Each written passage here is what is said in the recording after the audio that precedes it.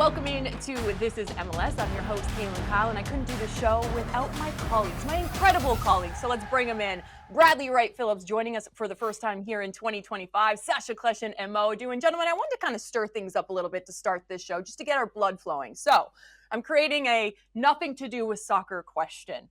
What is the most dangerous animal in the world? Dangerous. Go, Hippo. Sasha. Wrong. Snake. Wrong. Mosquito. Yes. And what's the second? Snake. Human. Wrong. Human. Wrong.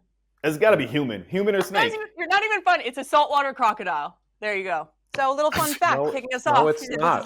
Yes, it Based is. on what? Based on what? Siri, what's the most dangerous animal in the world? What do you mean most dangerous? Mosquito. Like people fear him the most, or Deadliest animal in the world is mosquitoes. The first one, and mosquito, You said yeah. most dangerous. killer.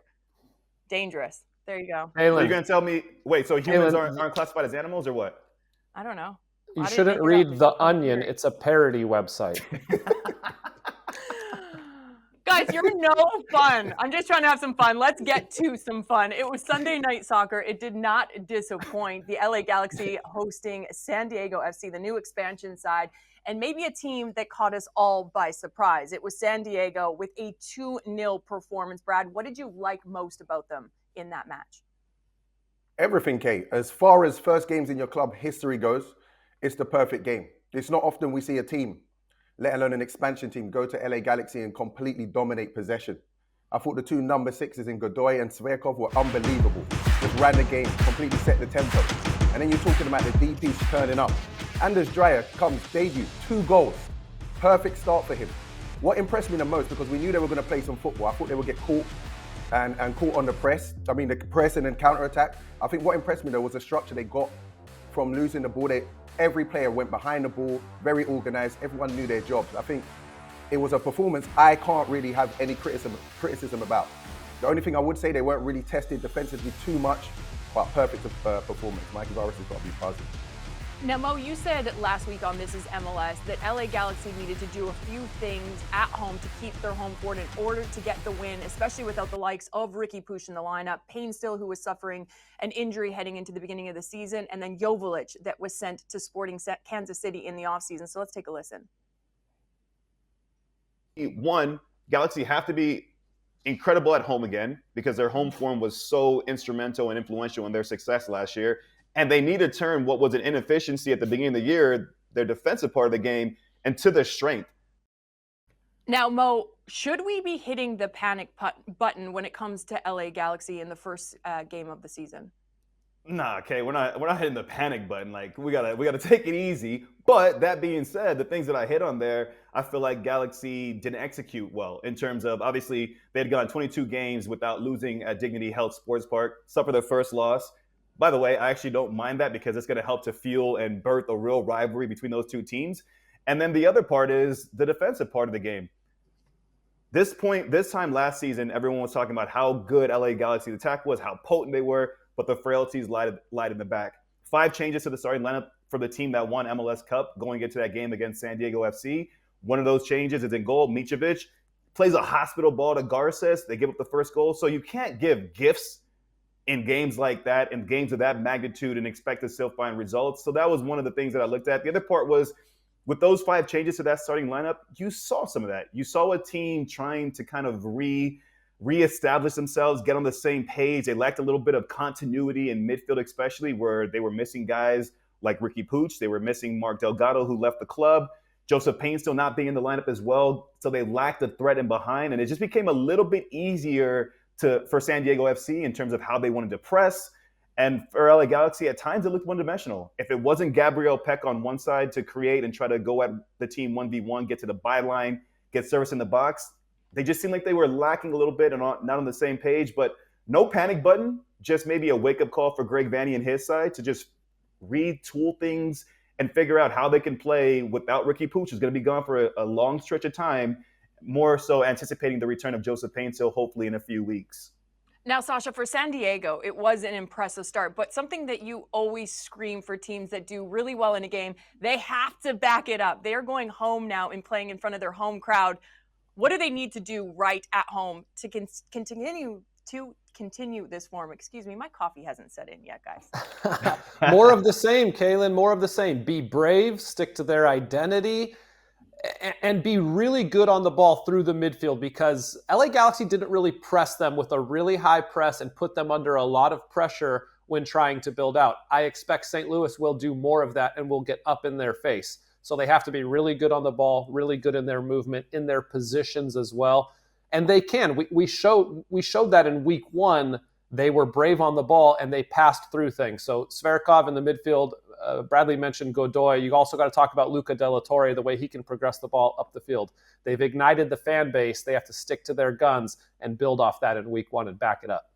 San Diego welcoming St. Louis this coming weekend, and you can catch it on MLS Season Pass. Another game that kicked off past weekend, it was Inter Miami playing host to NYCFC, the reigning Supporters Shield champions, the GOAT, the greatest of all time, Lionel Messi. Now, the first 10 minutes, it was up and down for Inter Miami. You have Aviles that scores the goal, then gets sent off for a silly red card. They ended up tying it on late in the game. Mo, when you're looking at this game from Inter Miami, is it a disappointment considering, yes, they were playing down a man for a majority of this game? No, it's not a disappointment. I would say it's not a disappointment for those reasons, because they were playing down a man since the 23rd minute. So to get a point in that game, it's a positive because it showed that your team has character and personality. I'm just more so disappointed that to be in that circumstance, it was self-inflicted. But I want to switch sides actually and talk a little bit about NYCFC, because going into that game, right, if you said you're going to be playing with no DPs, you're going to be playing on the road against probably everyone's favorite to win Supporters Shield, to get a point there, that would have been a great result. But to be up a man since the 23rd minute, to be given a gift of a goal, Jordi Alba's assist basically to Alonso Martinez to open up the second half, and to be in the 90-plus minute, I think it was a 90th plus 10, 100 minutes of the game, you're conceding the equalizer? To me, that's criminal, and it just shows you the contrast in teams. You have a team like Inter Miami who has a game midweek where they could have said, you know what, we've lost this game, let's just start resting and preparing for that match. But instead, you have a guy like Messi on the pitch with the mentality that, no, we're still in this game, we just need one more chance to get back into it. On the opposite side, I want you guys to go back and watch that goal that they concede and just watch it through the lens of NYCFC. And for Pascal Janssen and his side, they're going to feel really disappointed because there's so many different points on that play where they could have shut down the play, either draw a foul, get numbers behind the ball, engage Messi so he can't turn. And so that was my biggest thing. NYCFC, they had a chance to open up their campaign with a massive 3 points on the road, and they came up short. They have to just recognize the moments in the game. Mo, it's a huge disappointment for Inter Miami. Huge disappointment. For the reasons you said, you can't have Messi on your side, Busquets in the center of midfield, Alvarez a left back, and you're drawing at home to New York City. New York City didn't even add anyone this year. I think they added someone from the academy. They have to win that game. Men to the 23rd minute. It doesn't matter. And that's their fault. That's why it's even more disappointing. The discipline side of things is not good enough. They should not be losing games at home in Miami. With that roster, with how much they spent. Sorry, dropping points. They shouldn't be dropping points. Bradley, you just touched on discipline. Do they have a discipline problem with this Inter Miami side, Sash? Just look at Messi at the end of the game. Sash, go on. They don't have a discipline problem. They have a Tomas Aviles problem. This guy's a liability in the back. In 27 games last season, he had 13 yellow cards and 2 reds. Now in his first game of the season, another red card. So you're telling me as a starting center back over his last 30 games or so, he's been suspended minimum 5 times? That's a problem.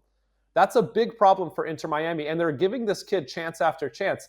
And when you get suspended that much, every time you're out of a game, you're allowing somebody who's on the bench to come in and take your spot. And I wouldn't be surprised if Aviles is sitting on the bench a little bit longer now.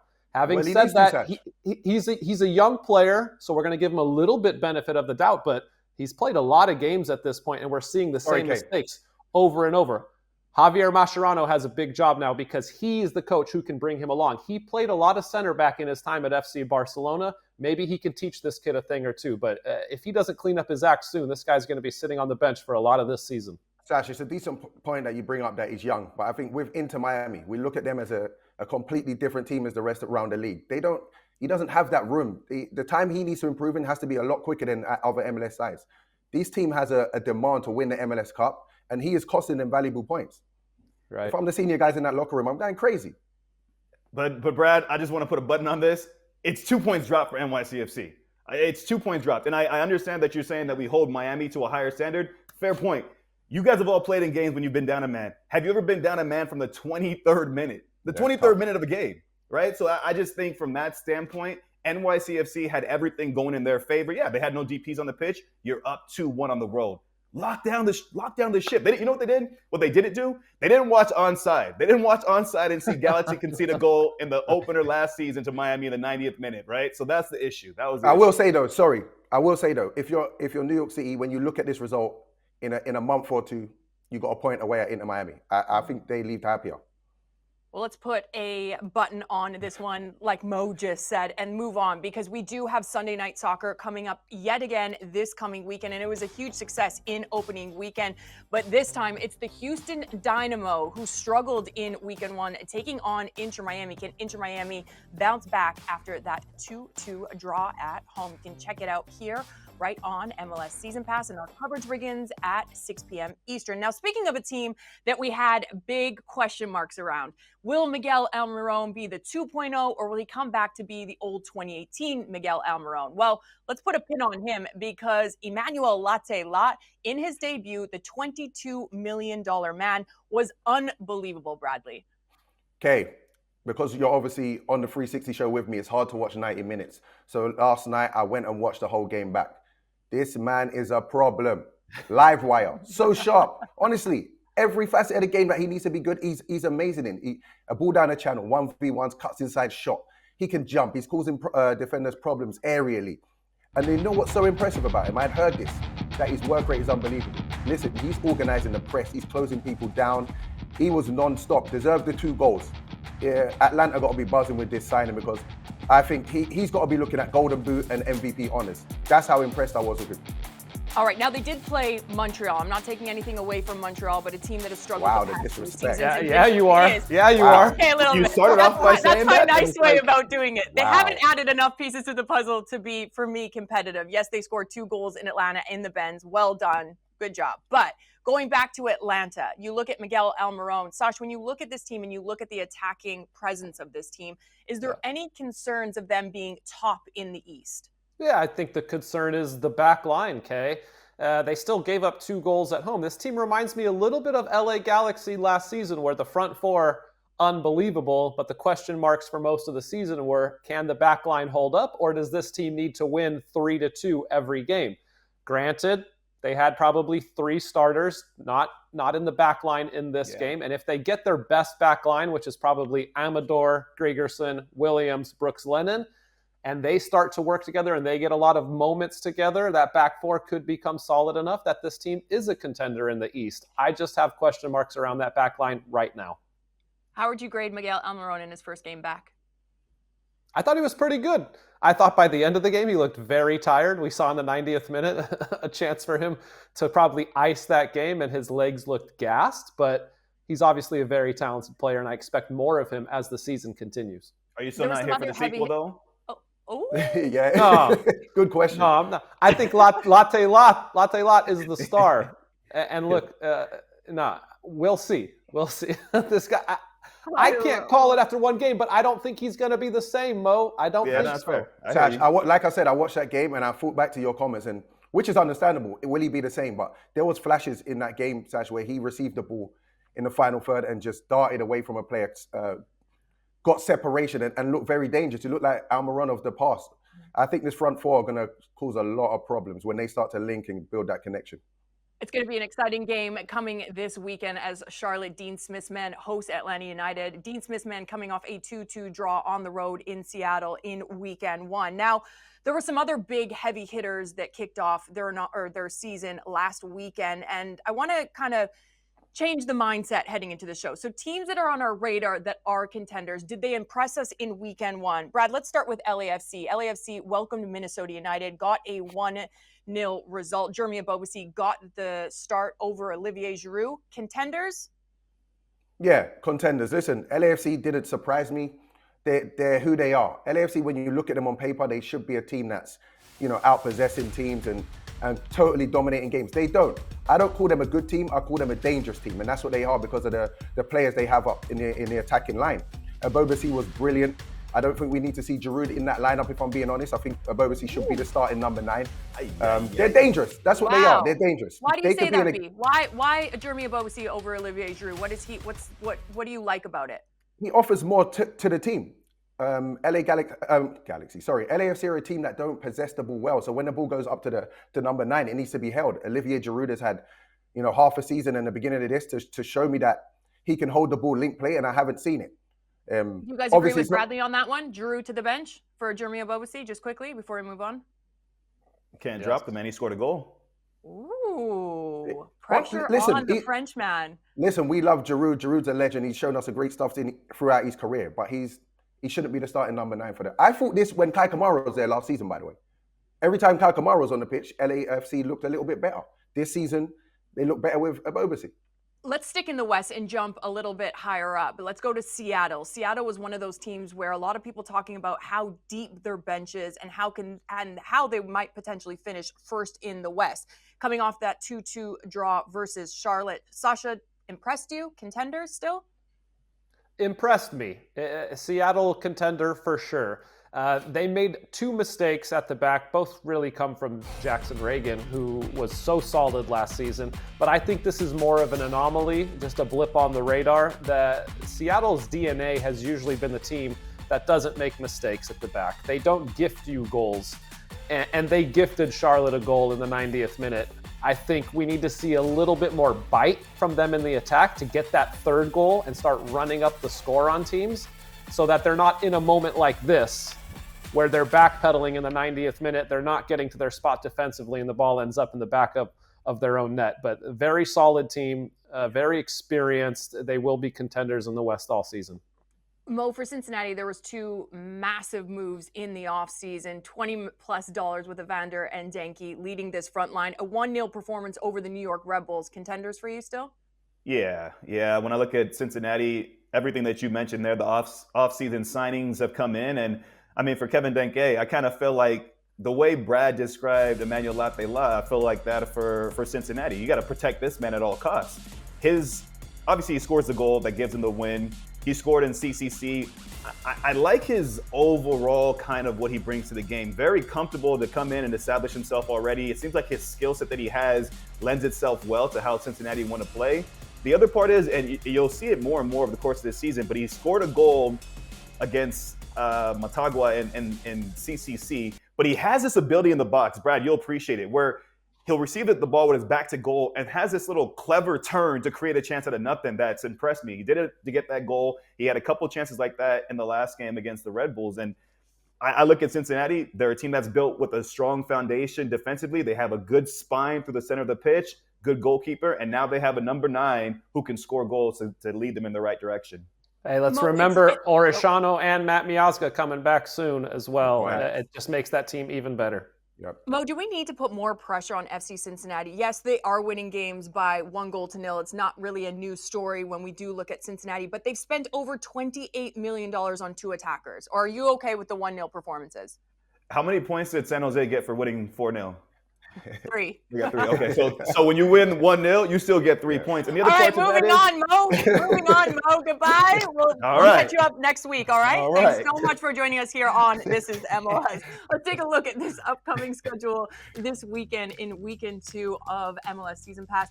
Charlotte taking on Atlanta United. The New York Red Bulls welcoming Nashville. Sporting Kansas City, who lost midweek in that CONCACAF Champions Cup, knocked out by Inter Miami. They will be taking on Bruce Arena's San Jose.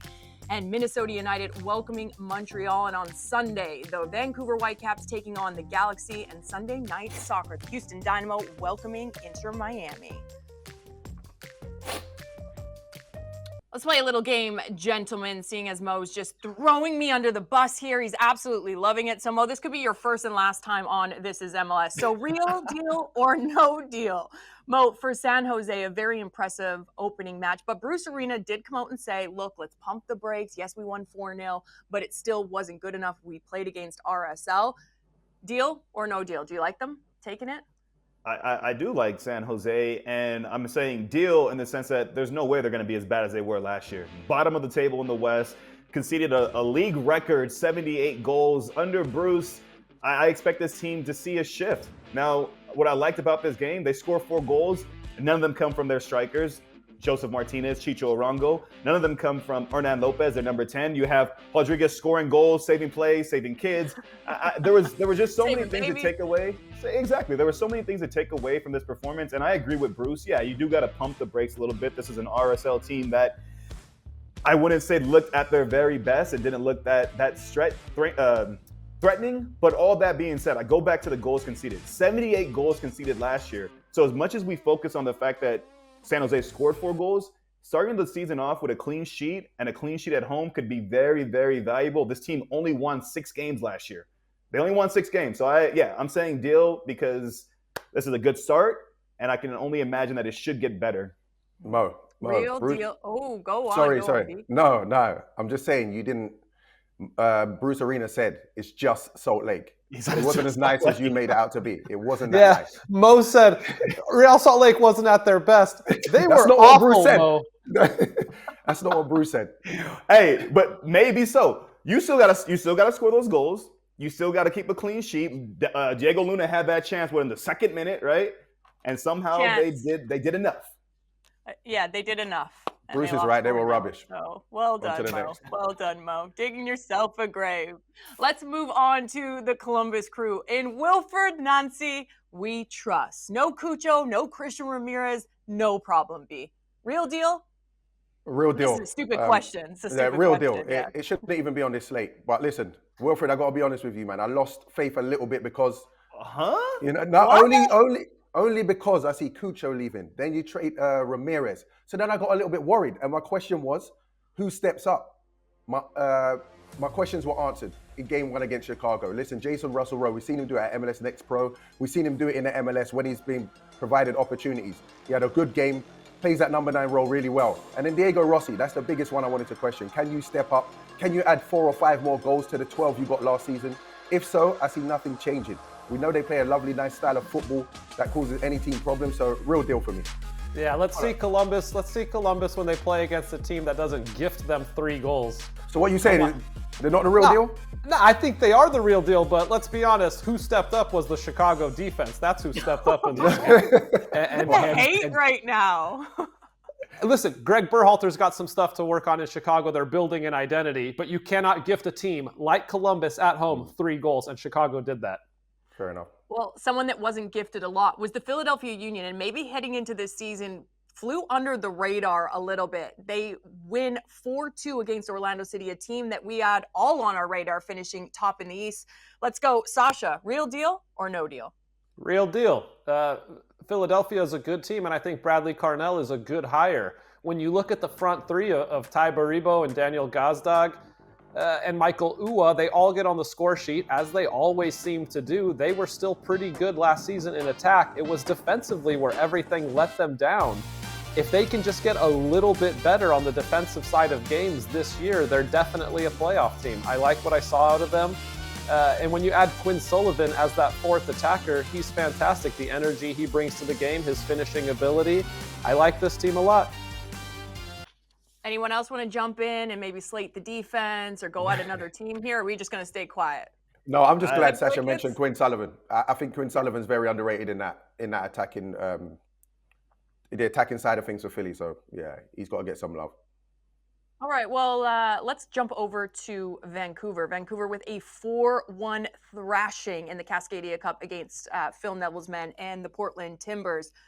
Now, it's a team, Bradley, that you have been high on for the last 2 years and maybe just never got over that line into the playoffs and really made a push for it. But this season, considering that result, running havoc in Portland, real deal or no deal?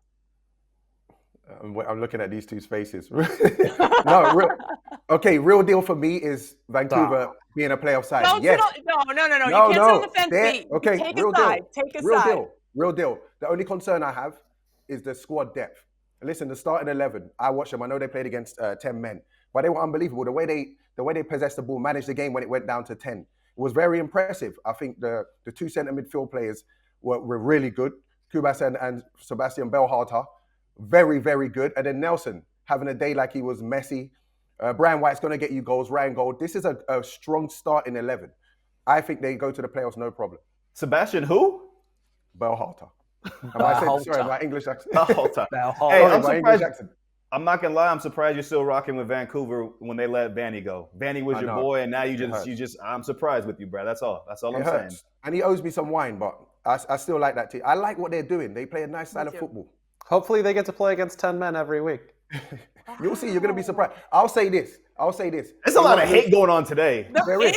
It's a lot of Everyone's hate. violence today. Tash, they'll win their next 4 games. What?